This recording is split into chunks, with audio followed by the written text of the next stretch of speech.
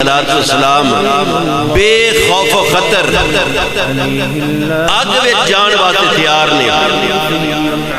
جس وقت آپ کو اگ وچ پھینکیا گیا تو صرف جڑیاں رسیاں جن دے نال ہاتھ بننے آ صرف وہ اگ نال سڑیاں۔ ابراہیم علیہ السلام فرماتے ہیں اگ وچ اللہ دا ایک فرشتہ سی، انہوں نے مینوں ہاتھ پکڑ کے بٹھایا، بٹھا کے تے میرے قریب ایک پانی دا میٹھے پانی دا چشمہ پھٹیا۔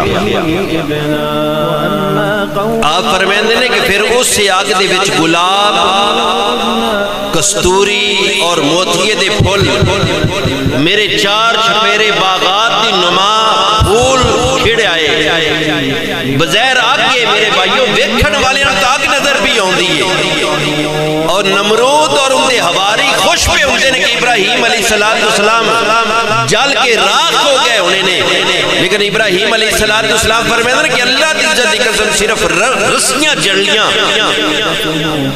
تے میں آگ وچ گیا، وہ آگ دا پہاڑاں بن گئی، پانی دے چشمے آگ وچ، باغات آگے چور۔ ابراہیم علیہ السلام کثرت نالے فرماندے آئے کہ پوری زندگی اتنی عیش نال میں زندگی نہیں گزاری جتنی عیش میں وہ 40 یا 50 دن آگ وچ گزارے۔